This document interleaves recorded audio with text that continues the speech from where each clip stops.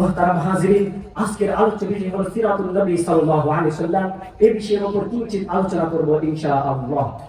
Our Prophet Hazrat Muhammad sallallahu alaihi wasallam, the pressure fruitful.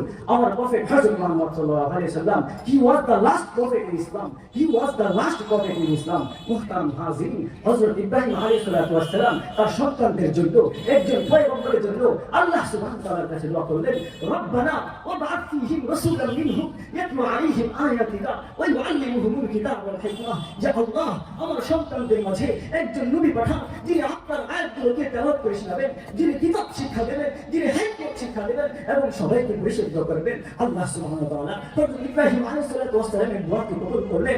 নবী হিসেবে নবী মুহাম্মদ রাসূলুল্লাহ সাল্লাল্লাহু আলাইহি ওয়াসাল্লামকে পাঠালেন। মুহতারাম হাজিরিন, রহমতের সার্টিফিকেট দিয়ে ঘোষণা করে দিলেন, ওয়া মা আরসালনাকা ইল্লা রাহমাতাল লিল আলামিন। মুহতারাম হাজিরিন, নবীজি শৈশবে চক্ষু মেলে দেখলেন সমাজের চতুর্দিকে প্রত্যেকটি মানুষ নির্যাতিত আর নিপীড়িত হচ্ছে। তাদের ছিল না কোনো ন্যায্য অধিকার। কন্যা সন্তান জন্ম নিলেই তাদেরকে জীবন্ত মাটির নিচে পুঁতে ফেলা হতো।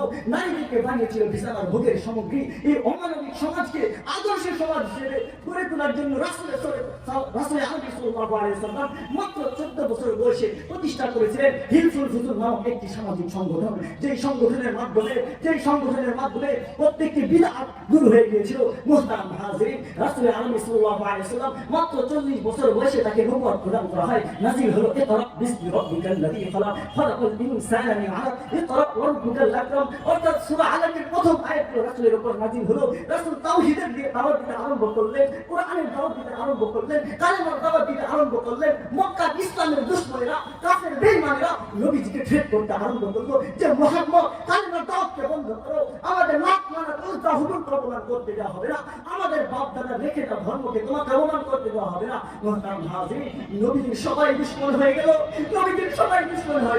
যখন আবু তালেব শুনলেন যে ওরা নাকি মুহাম্মদের হাত ভেঙে ফেলবে, পা ভেঙে ফেলবে, মক্কা থেকে বের করে দেবে, তখন আবু তালেব বলতেছেন যে ভাতিজা, তুমি কালেমার দাওয়াত দিতে থাকো, ইসলামের দাওয়াত দিতে থাকো, আমি আবু তালেব যতদিন মাটির উপর জীবিত থাকবো, আমাকে মাটির নিচে দাফন করা পর্যন্ত ওরা তোমার গায়ে হাত তুলতে দূরের কথা, ওরা তোমার পাশেও আসতে পারবে না। মুহতারাম হাজিরিন, আমি হচ্ছে ধারাবাহিকতার সাথে বলতে চাই, এই জমিনের উপর যতদিন দিন থাকবে, কোরআন সুন্নাহ থাকবে, নবীর ওয়ারিসটা থাকবে, ততদিন পর্যন্ত এই খোদার জন্য নবীর ইজ্জতের উপর কোন নাস্তিক মুরতাদকে হাত তুলতে হবে না। প্রেম করে শাহাদাতের জিলবে লক্ষ কোটি মুসলমান জীবন দিয়ে দেবে, নবীর ইজ্জতের উপরে এতটুকু মুসলমান বরদাস্ত করা যাবে না।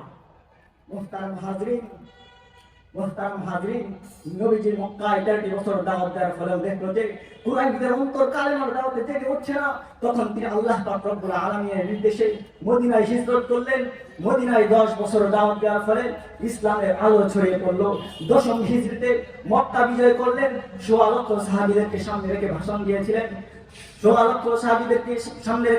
দিয়েছিলেন। তার হাজিরিন, নবী হিসেবে আল্লাহ পাক রব্বুল আলামিন আদর্শ হিসেবে আল্লাহ রাসূলের আদর্শ হচ্ছে একমাত্র আদর্শ। মুহতারাম হাজিরিন, আজ আল্লাহ ইয়ারিফু রাসূলাহু ফাহুম লাহু মুনকিরুন। তারা কি তাদের রাসূলকে চিনে নাই, যার ফলে তারা রাসূলের আদর্শকে ভুলে গিয়েছে। মুহতারাম হাজিরিন, আমি বলতে চাই যে আমরাও কি ইয়ারিফু রাসূলাহু ফাহুম লাহু মুনকিরুন, আমরাও কি আমাদের রাসূলকে চিনতে পারি নাই, যার ফলে আমরা আমাদের রাসূলের আদর্শকে ভুলে গেছি। আমাদের মধ্যে রাসূলের আদর্শ নাই, আমাদের সমাজ এবং রাষ্ট্রের মধ্যে রাসূলের আদর্শ নাই। মুহতারাম হাজিরিন, আজ আমাদের সমাজের মধ্যে রাসূলের আদর্শ না থাকার কারণে আমরা দেখতে পাচ্ছি আমাদের সমাজ থেকে নারীরা দৈহিক অবস্থায় চিরঘরে বেড়ে যাচ্ছে। আজ আদর্শ সমাজ না থাকার কারণে আমরা দেখতে পাচ্ছি আমাদের সমাজগুলো থেকে নাস্তিক মুরতাদরা মাথা চাড়া দিয়ে উঠেছে। মুহতারাম হাজিরিন, ও আমার যুবক ভাইরা, তোমরা যদি আল্লাহ রাসূলের আদর্শকে বুকে ধারণ করে যদি একটা আদর্শ সমাজ গঠন করতে পারো, তাহলে রব্বে কাবার কসম খেয়ে বলতে পারি তোমাদের সমাজ থেকে কোন নাস্তিক মুরতাদ মাথা চাড়া দিয়ে উঠতে পারবে না। তোমাদের সমাজ থেকে কোন নারী সুরক্ষিত অবস্থায় শিয়া করে নিয়ে যাবে না। আসসালামু আলাইকুম ওয়া রাহমাতুল্লাহি ওয়া বারাকাতুহু। আসসালামু আলাইকুম ওয়া রাহমাতুল্লাহি ওয়া বারাকাতুহু।